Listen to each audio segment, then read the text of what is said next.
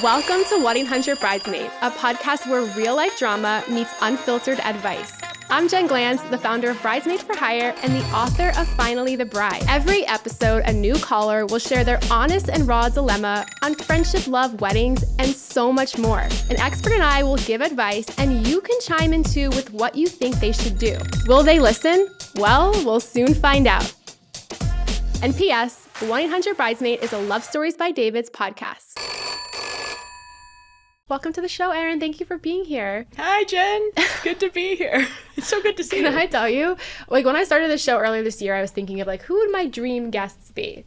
And you were just the top of my list because I've been following you for so long, and every time I see you out and about, I'm like, she is just the perfect person for this show. So I'm so grateful that you're here. Oh, thank you. I'm honored. I'm honored to be here. But for people who don't know you, yes, how would you introduce yourself and what you do to a person you just met at a party? All right. Well, I'm Erin Davis, and I'm a VIP matchmaker at 3 Day Rule. I'm also a professional wing woman. I was coined the female hitch of New York about 12 years ago.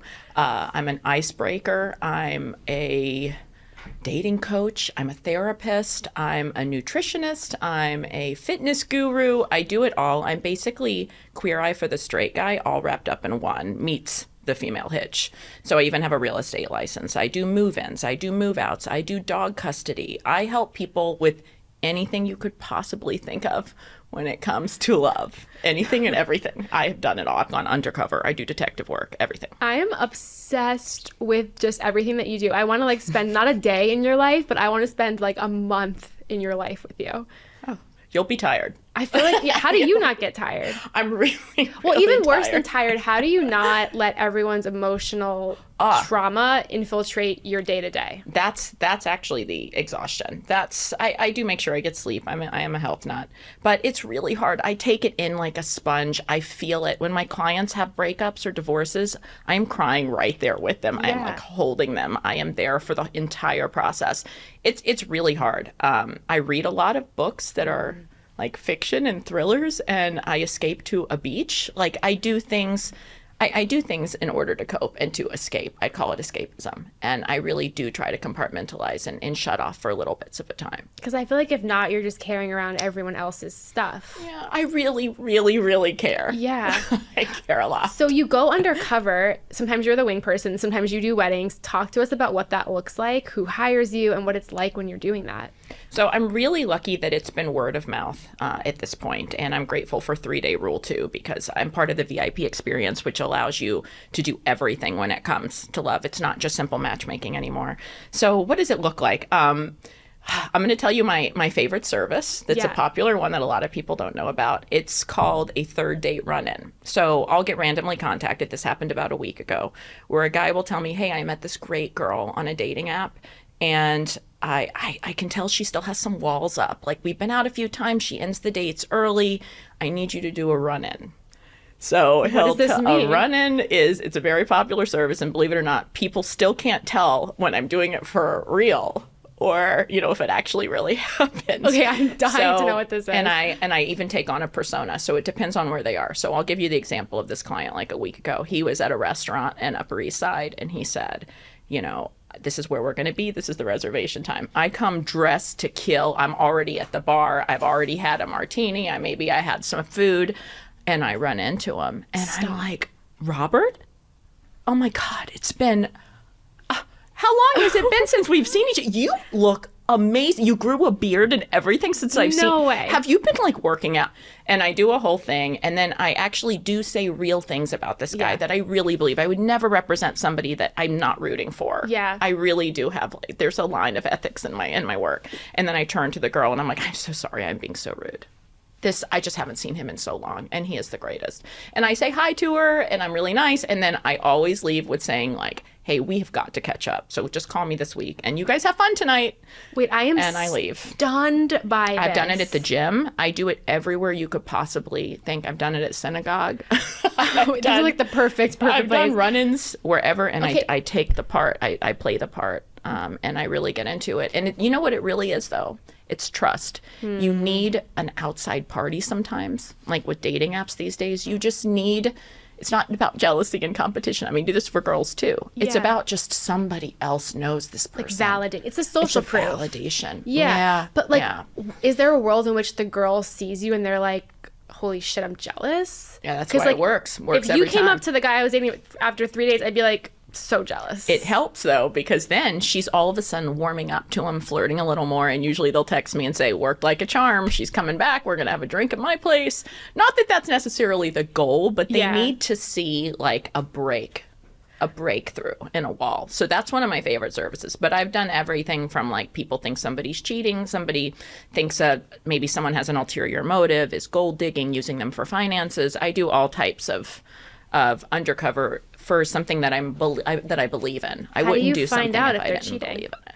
Oh, so I do know how to bait on an app, meaning I can filter to look for that person exactly by their age. You look exactly for their age, exactly for their area, see if they're even on a dating app. Or she'll tell me, hey, he's going out with his boys tonight. This is where they're going to be. Can you just see how he behaves? Because my friends have been telling me he drinks a lot when he's out and he gropes random people. And I will go and I will give an honest assessment. I don't necessarily bait them myself. Yeah. I just try to observe. I don't want, to make it really easy for them. Yeah. I'm not going to pressure them or something. Yeah. But I try to give her an honest assessment. Like, I just think it was a normal night out with guys. I don't think anything. And when I went up to talk to him, he very proudly talked about you in conversation. Or I'll say he completely ignored the fact he's dating somebody. But I love this. I hope I never need to hire you. But if you did need to hire you, this is amazing because like how else do you do these kinds of things? And people have their doubts or they're not sure. Yeah. And you don't want a PI. You want a friend. You want somebody who's there. You don't want somebody to come and snap photos or do.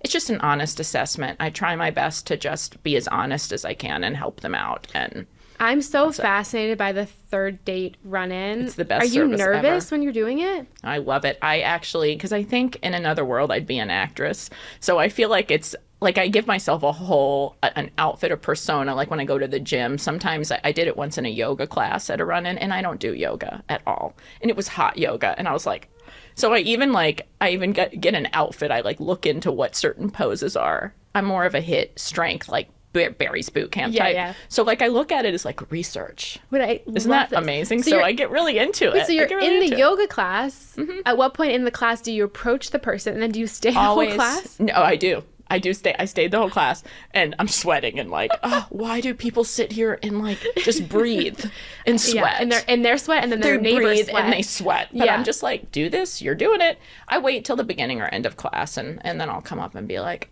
I thought I recognized you. I didn't know you do hot yoga. A guy that does yoga. Like what? Oh my God, how hot is that? Yeah. Oh, more ways than one. And I promise I do it in a natural way. Of course. I'm what giving you like dropping all my lines. What does the guy do? Are they weird back? Are they playing Sometimes. Oh my gosh. Most of them I just say like less is more. Yeah. Because they're like, and I still keep going. I'm like, I know, I'm speechless too. We haven't seen each other in 6 months. I mean, I can't believe it. So some of them really giggle and get really nervous, and it's really cute. But it's my job to kind of like, but it's just everybody needs help in dating these days, and I feel like I've come up with really creative service. I do dog custody for breakups. I mean, I do like... What does that mean?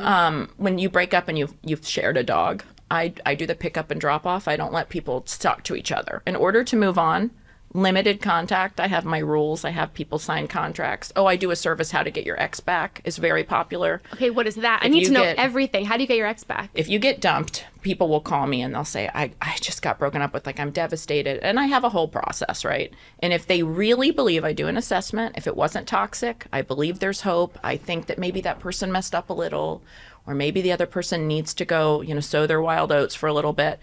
I will give them some rules of like, 3 months, they're not allowed to do any type of run-in. They can't look at an Instagram story. They can't do anything like that. We work on their healing, but they cannot contact that person. What if the person contacts them? Then they come to me and we talk. We see how soon it was, what that message is. We do a full assessment. And I even teach them how to go into it very neutral, not hopeful, neutral, skeptical, And we work through it, and I have a template even with the first text message. So when you get dumped and then they want to write a message, it's usually a template that's like, I'm really hurt and bummed. I really thought things were great. Then you give a great, like, specific compliment. Like, you are probably the funniest girl I have met, and I have not laughed as hard as I have with you in forever. So I'm pretty bummed. But I do wish you the best. If you ever change your mind, let me know. But, I'm going to try to move on. I'm actually not interested in friendship. Like when they say, but let's be friends, cut off. And then what usually happens is you set yourself up for success for a revisit 3 months down the line. And then what do you do at 3 months? At 3 months, I do a full makeover. I do a run-in where we find out where that person is. And then the person runs in or you run in? I take them and they do the run-in. We practice this like it is. Okay. So let's pretend Dress it's up, Richard. fitness, we get them, yes. It's Richard and you. Okay, Richard. What are you doing? So Where are you for running those in? 3 months, I have made him the very best version of himself. We've worked on this. We've done the trauma. I come do a purge at their house. I take out anything that reminds them of their ex. I go do a social media purge. I put it into a Google Drive folder. They can't have pictures of the ex. They change their ringtone. They change their cologne. They change their perfume. They change their comforter. They change around their apartment. They can't eat the same foods. I do a whole sensory survival guide. Yeah. Changing your ringtone is a big one, believe it or not. Yeah, because does it bring you back to the old person? Yes, so exactly. So I do a massive overhaul to get them through this. If at the 3 month point, if they have followed all the rules, no Instagram story stalking, none of this stuff, no post liking. I love that. They just like a post randomly. I'm like, don't do that. No. After the 3 months, if they are still hurting and they want that ex back, and a lot of times they don't, they've moved on. And that's actually my goal is if it's meant to be, it's meant to be. But if not, after that, we've been doing their fitness and nutrition and stuff. And we get them, we find out where this ex is going to be, right? We get them ready. We work on what the run-in looks like. So when you see the ex across the room, you don't go, oh, it's so good to... You just totally neutral. And then, of course, when you can just go right up to him and be like, oh, Richard, how have you been? It's so good to see you. Yeah, no, everything's been great. Work's great. You look good. No, it's really good to see you. Let me get back over there to my friends. But I just wanted to say hi. Very neutral. Friendly, removed. There has to be a removed. Which I'm sure you have to practice with these people because 500 times. They want this so bad. So how do you keep your cool? We role play all the time. I'd be throwing up. Yeah, we role play constantly. Yeah. There's not a chance I could walk up to an ex and be like, hi. Yep. That's it. And then most importantly, when they're done with all these services and they're ready to be matched again, that's when I work with them as a VIP matchmaker too. So it's a whole process. You see, I get them through all these things because in order to find love, you have to go through all of this stuff.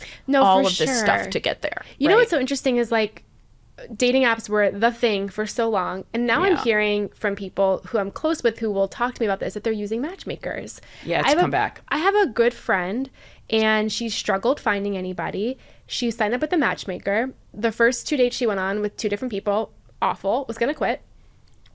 And I was like, just try one. She had one more left in her package. I said, try one more. Good. The third guy is the love of her life. See, that's it. And it's wild to me because you would go on a dating app and you might go through like 15 people before you find someone even decent. What is it about matchmaking? Like, what is the phenomenon here? Because like, there's so many people out there. Like, how in 3 do you find someone? So I'm glad that we worked up to this point because that's the whole thing. Is I believe matchmaking works when it's holistic. Like, there's so many aspects to it. And I think what I love, even at just it being 3-day rule, is that we do that holistic thing. The VIP experience is everything. We have coaching now, which is huge. And there's statistics that show that you are a bajillion times more likely to have something work when you have somebody that's there for you and a coach, and you have like even styling support. You have a holistic thing. It's not your old grandma. Like my grandma was 96. She was an old school Yenta from Poland. It's not that version of matchmaking. That's what which people is like, think it is. Oh, Erin, I know a guy. He's breathing. He's Jewish. You have to meet. And he I'm might like, be Grandma, related to Barrett you. is my cousin, which is true story. Yeah, Barrett was my cousin, and Grandma tried to get me with my cousin. But anyways, so it's not that old school anymore. It's much more thoughtful. You have a partner in crime. So I think that the apps are lonely. Like, think of my 3rd date run-in service and why it was so popular. It's because people are like alone. And a matchmaker does the vetting. They do the screening. They're like there for you. And like you talk about the dates with each other. Like you sit down, you get feedback, and then you can learn from it. So the reason why your friend probably also had luck on the 3rd match is because the first 2 she learned from, but she had somebody to talk to about it. Well, you know what's interesting is like she was more of a picky person, which we all are a little picky, but she was picky in this situation about the height. She wanted a tall guy. Oh, yeah. And the matchmaker convinced her to go on this this first date the third time with this guy who was shorter than she would have liked. She goes on the first date with him. I'm like, how was it? She's like, it was amazing, but he's short. I'm like, well, take out the short part of the equation. So like, I was going to say, take off your shoes. Yeah. Oh, okay. No, seriously. What would you say about being picky? Like, is it okay to be picky? How do we overcome this? Because on the app, you're like, nope, nope, nope, nope, nope, forever. I know. So, and another thing what's tough with matchmaking is you're paying for a service, right? So you want to get what you want. Sure. Because you're paying for it. And an app, I mean, it's free. So but I try to tell people matchmaking isn't Chipotle. You're not picking all the ingredients in your burrito. These are human beings, right? So it's working together to really talk about, like, is this really what's important at the end of the day?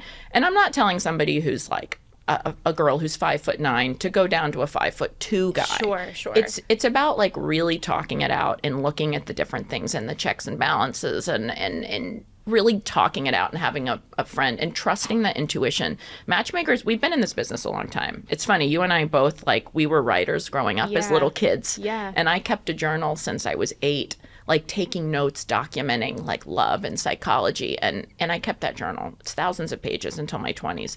This is something I have been doing my entire life, literally. Why? Like, what started you as a kid? It's just, I think it's in my blood.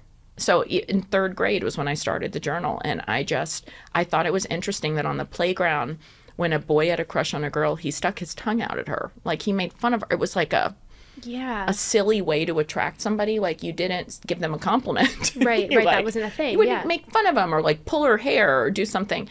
And it made me just start thinking. And if you liked somebody, did you sit next to them in the cafeteria? Did you want to be their partner in PE? Or were you too scared? And I just thought it was really interesting. And then in middle school, it morphed into locker notes.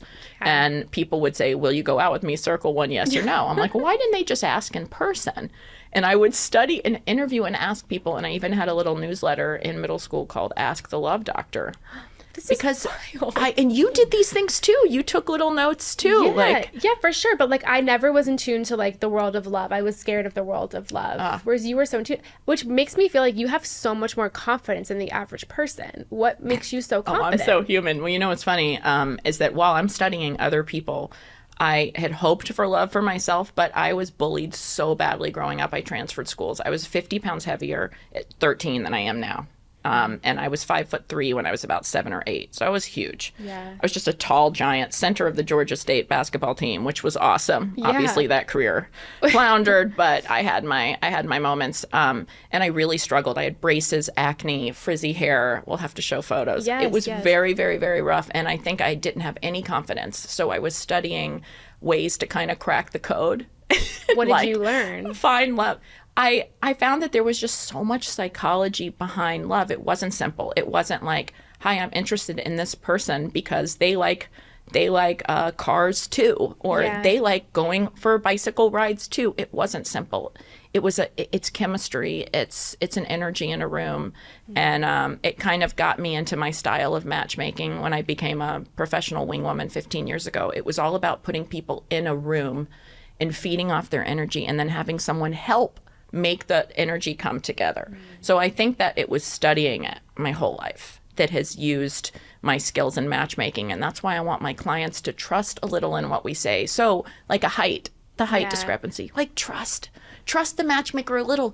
Maybe she studied it as long as I have. Yeah. Like, does it really matter as much as you might think it's going to matter? Yeah. And energy, chemistry, just meet. I tell people, just meet, have fun. And one thing that I kind of went viral on years ago was it was something called the no-fail first date. And I told everybody, basically in New York, it was a New York problem, burnout especially. I said, dates have to be 1 hour, no more and no less. And it's 1 drink and no coffee. It has to be at night. And if you don't drink alcohol, that's okay. It can be a seltzer, mocktail, but it needs to be when the sun goes down, 1 hour. Why? And because people needed to go into dates thinking, I'm not stuck all night with somebody. Then there's not as much pressure. Men weren't thinking, oh gosh, how much is she going to order? I can't afford a very fancy dinner. And I always say, well, then don't take her to dinner. Yeah. Just go for 1 simple drink. Yeah. See if there's chemistry. And then everybody asks me this, but what if we hit it off? Why can't we keep going? And I said, because I don't want you to keep going. I want you to go home and be like, that was awesome. It was cut short. I'm hungry. I want more. No physical touch at all. You're not allowed to touch at all on a first date. You can hug. Yeah. That's fine. Yeah. No other touching. And so then if you like somebody, I promise you that second date, you're set up for success. You're excited.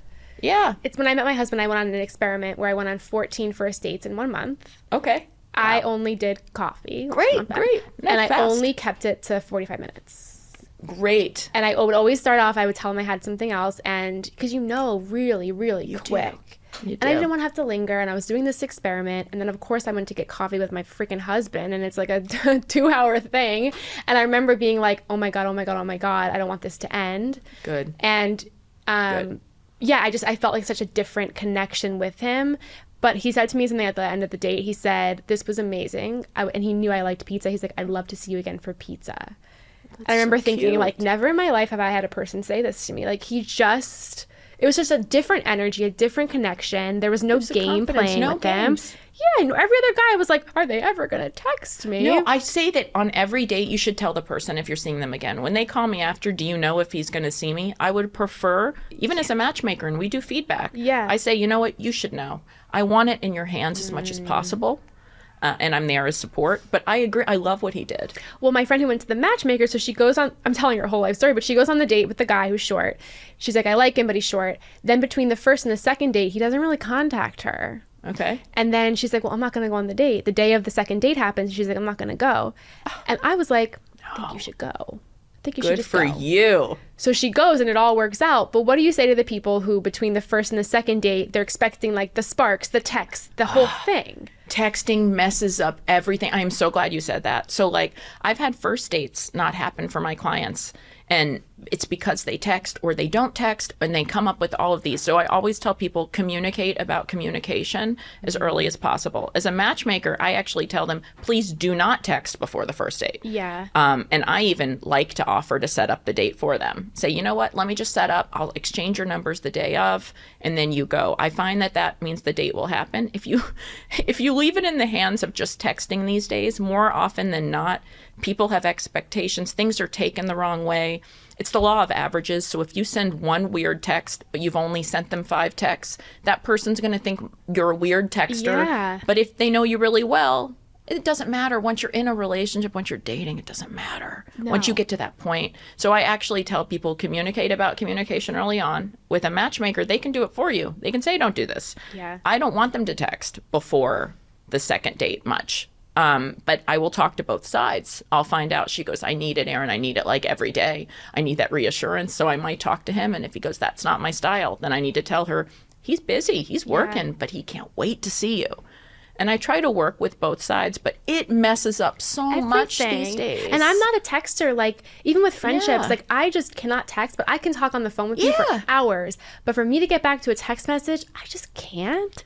And it comes off kind of like the wrong way in friendship. Dating, I can't imagine. Because dating, you're like choosing every single word, the right word. Because they don't know much else about you. I help people with it. Yeah. I help people with it because they're frozen. And then ChatGPT's messed it up because people are losing their own personal voice. They're losing. And I say, let's go back to the phone call. One thing that's really popular now, I'm trying to encourage all my clients, anybody I know really, to do what you did. Just go for a quick date, or I'm offering an alternative. I'm saying, you know what, you don't want to get dressed up and go even for coffee. I get it. But can you do a 15-minute Zoom date? And guess what's happening? That's a huge trend now. It was out for a while because I think the pandemic, we all got really sick of Zoom, right? Yeah. It was like it peaked, it fell, but now there's a resurgence because if you just do a 10 or 15-minute video, to me, the chances that you'll want to go on the date from a video, it's pretty high. And if you don't want to, I don't really think you would have loved the date. Person. So no, I agree with you because you get to see them, the body language, your body language. In that 15 minutes, you can really conquer a lot. 15 minutes is a long time to talk to someone you don't know. So I think that's amazing. You need to do the real date. And I just think I've been encouraging people to do this a lot. I practice it myself. I think it's a really good exercise, and I'm seeing a resurgence in this now, in this practice. I think with the pandemic, it wasn't happening. I don't know anything about this world, but I like to tell people that I think dating apps are going down and more in-person events and connections and matchmakers are becoming like the trend. Yeah, Is that true? But here's what's cool. Dating apps are morphing. So I think that they're noticing this and they're constantly trying to evolve. Like 3-Day Rule is about to launch an incredible app. I'm so excited about it. And I think that the conventional swiping is over. Yeah. I really do, because it doesn't work. I was actually involved with working as a consultant for a lot of the apps when they came out almost 10, 12 years ago. And when Hinge first came out, a lot of people do not remember these days. It was awesome, in my opinion, because it used psychology. Yes. It used to give you at noon, I don't know if you remember this, at noon it would give you a batch of 10 people. And the reason it was called Hinge was that you were 1 or 2 removed from the person. Mm-hmm. So every day at noon, I liked knowing that at noon I would get only 10. And I took all 10 of those so seriously. And there were days that I didn't accept any of the 10. And then there were days I would, but I took it very seriously. And I try to get people to do that with apps now. And even when I'm matchmaking, we allow our clients to go on apps if they'd like to supplement matchmaking, right? But I have rules. And I try to go back to those days of early Hinge where I tell my client, you know what? You have an alarm set. You can be on the app for 30 minutes today, or you can swipe right 3 times and then you must close the app. So smart. That you're picky. You're picky and intentional. So smart. And if everyone did that, you would see such a big difference in the app you would treat it more seriously. Intentionality. I met my husband on Hinge. Back in the day. But I feel like we were on JDate back in the day. That user interface was horrible, but that was like the early days of dating. Do you remember? I know. The first New York date I ever went on was a JDate date. When? What year was this? Do you remember? 2011 or 12. God, that's when my first J date was probably around then too. And I just remember this was like my first online date. I remember getting to the bar feeling so strange. We never saw each other again. I don't remember why, but like it was just so weird because it wasn't the norm necessarily back then. It was weird. It was scary, and I never saw mine again. Yeah, it was weird, but we've come a long way. I want to dive into this week's question, so I'm going to have you dig into the bag, pull out the card, read what's on the envelope, and then you can share it with me. Okay. All right. I think she cheated. Okay, let's... Ooh, there's a question mark. I think she cheated, question mark. This is going to be interesting because I don't know who the she is. I don't know if it's... We're going to see. Okay.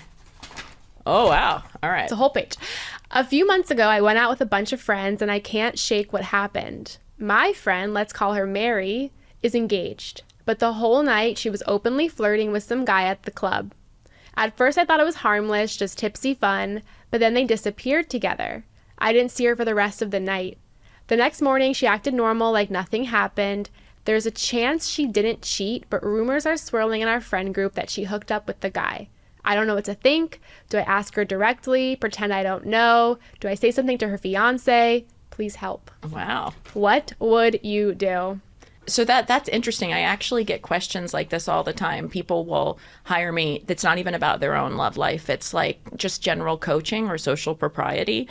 So also it depends if that person is very close friends with the fiance or friends with Mary, right? So I'm actually a big fan of just being incredibly direct in a situation like this. So what I would do is have a private talk with Mary, private, nobody else knows, and I'd take her out somewhere in a like low pressure, not like send a text like, we need to talk, Mary. Yeah. Did you hook up with that guy? No.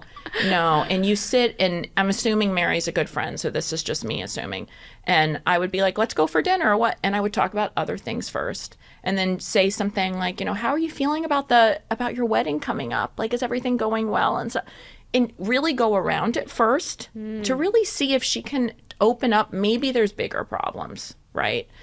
And then you kind of then latch on to what she's sharing about the relationship. So if she's saying to you, I'm really happy, things are great, obviously something else is going on. Because even if she didn't do anything with this guy, I am detecting she's either having some insecurity issues, needs some kind of validation from the flirting. Yeah. Or something is wrong. And in that case, she's not happy and maybe shouldn't go through the marriage. So I would talk to her, and then I would say, when we were out the other night, everybody's talking, and I care about you as a friend, and this stays between us because I do want to stop the rumors if they're going around.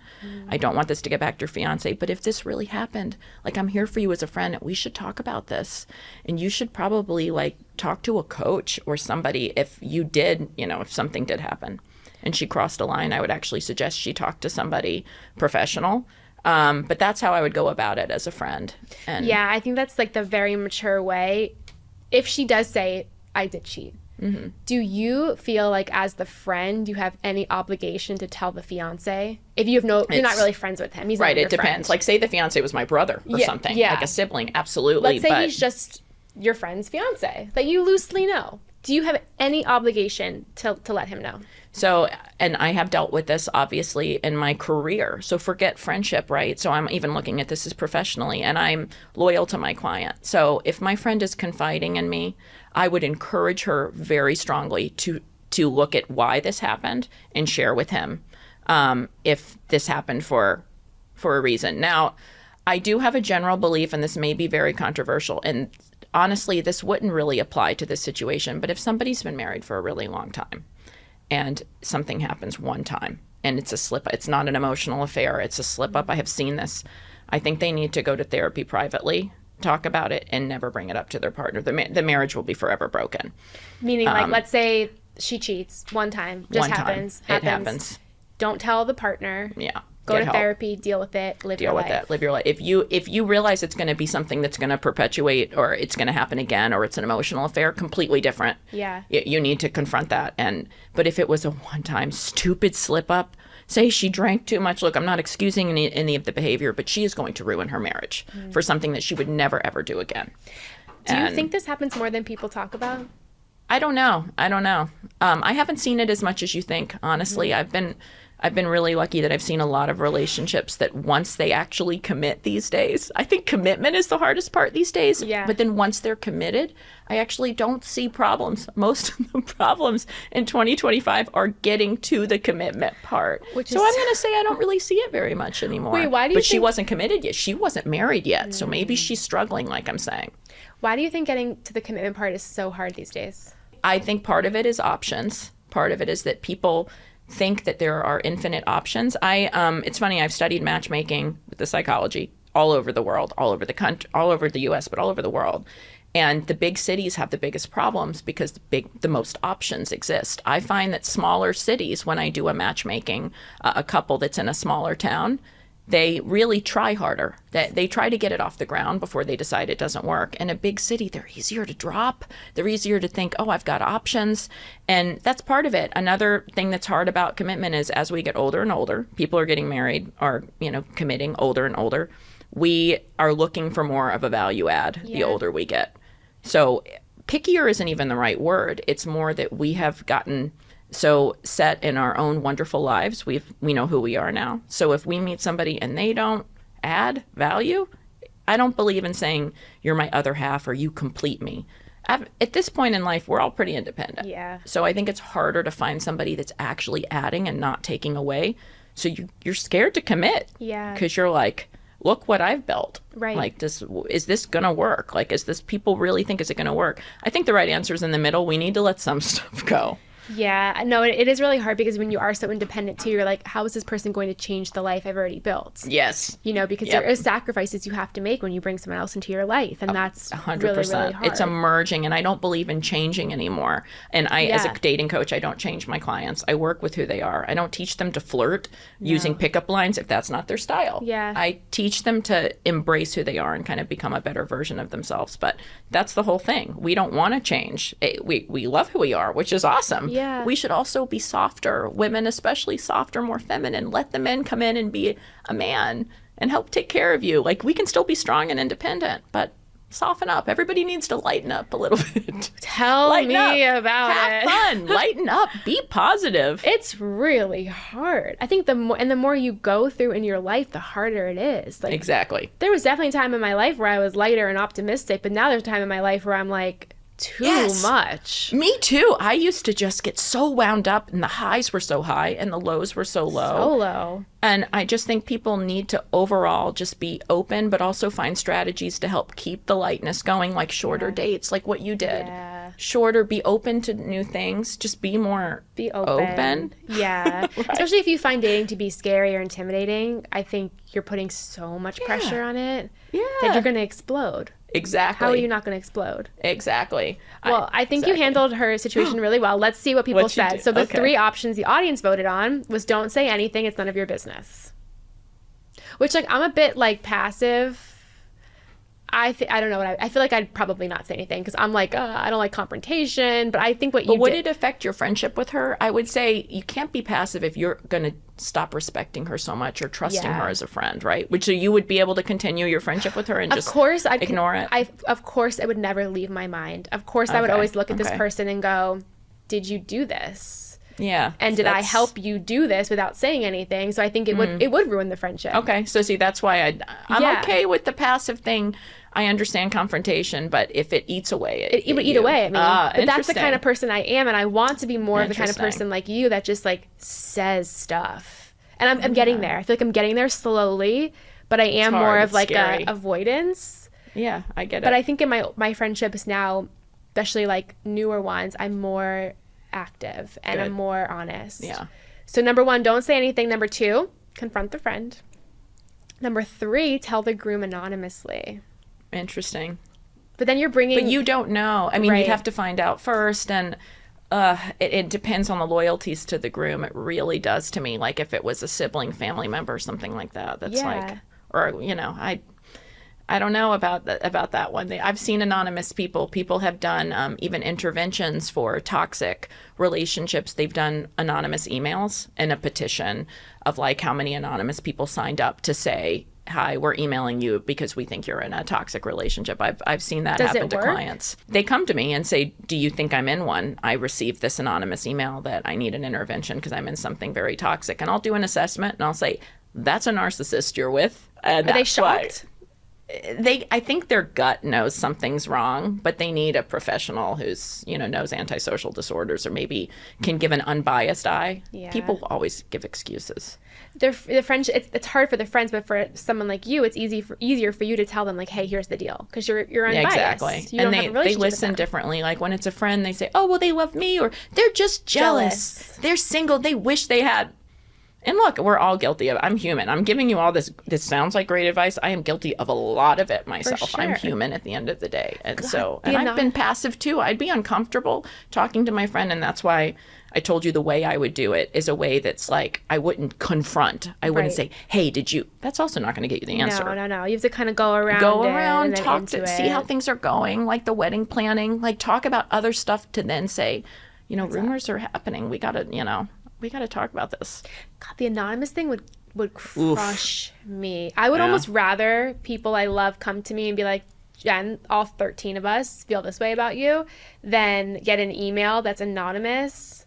That would eat me alive. I don't know, like, you know, we're both, like to know. You avoid it, but want to know at the same time. We're both internet people. I'm sure you get a lot of anonymous emails from people saying, I get some crazy I do too. I get emails that are anonymous. And crazy stuff. What eats me alive more is not them telling me to do horrible things to myself, but figuring out who is sending this email. It is, yeah. That's what I want to know. Is like sometimes I'm like, do I know you? Like, just know this: they're miserable in their own lives. If they get joy out of this, like the stuff that people on the internet they're so mean. It's crazy. People are crazy. People are insane. I don't get it as much anymore, but I've gotten like death threats. I've gotten like crazy things. And you're like, again, the message doesn't bother me. It's more so who's the person sending it.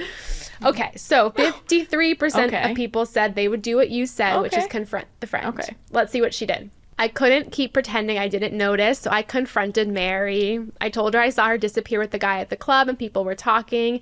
She got defensive right away, said nothing happened, and she was drunk and lost track of time. She insisted she would never cheat and accused me of judging her. The convo didn't go well. We're still friends, but things feel tense. I didn't tell her fiancé because I don't have proof. For now, I'm letting it go, but deep down, I don't know if I believe her, and it's hard to look at our friendship the same. Do you think because Mary blew up at her, something happened? So that's tough, and that is what my coaching is. And a lot of what I do is communication strategy. And I even said this before, I hate the word confront. People, the first thing people do when they're caught, I always say that the cover-up is worse than the crime. I caught an ex-boyfriend once who had told me that he was out of town on like New Year's Eve, and then I ran into him. I saw him somewhere. And instead of just saying, I am so sorry, like, I ended up staying in town, I'm tired, I'm going through, which I would have forgiven. Right. The cover up, when people get caught, the first thing is defensiveness. Wait, what did he say to you? He was like, I don't even want to be in this relationship, and then he came begging back. But it was like, you know what? Maybe it was subliminal. Maybe I stayed in town because I didn't want to see you. And I was like, wait, what is going on? I know, what? And so I was like, and then of course he comes begging back and all, it's just like, I'm so sorry. And I was like, I can't get over what you said. Yeah. Not just the shock. Yeah.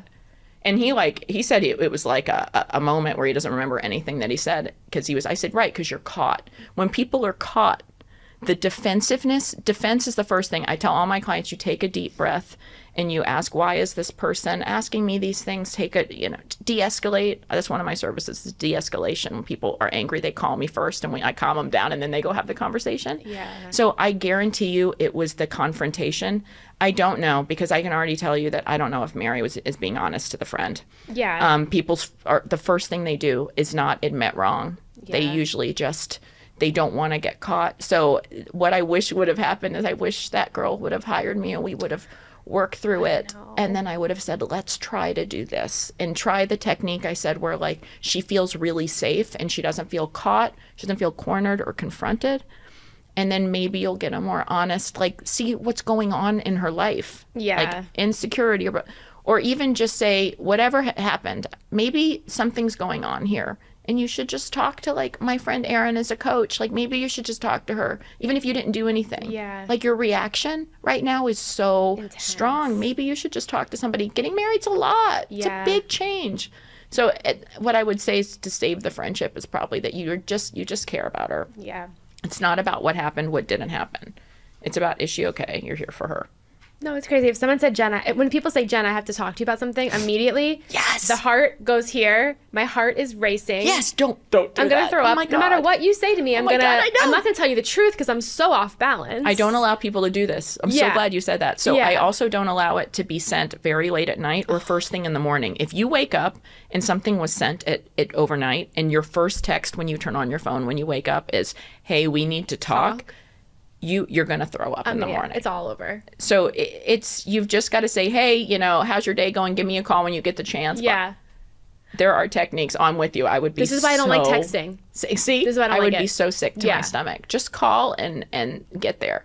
And you'll feel it in the moment. But that buildup, it changes the integrity of the conversation. Beyond. And also, because you're already There's no way I'm going to tell you the truth when you come at me with You're super charged. See, you're already going in scared, charged. Yeah. I'm not going to be like, you're right, I did cheat on him. Like, no, I'm going to be so weirded out and like intense. 100%. Yeah. So I agree with you. I think how you said it was perfect about going around in the circle and then like trying to eventually get there and just show that you care, because you do care. Yeah, and I hope this friendship gets back to normal, but it's a tough situation. I know. It's so tough. It's so tough. I could talk to you for literally days. But before we go, can you share more about where people can find out about you and all that you do?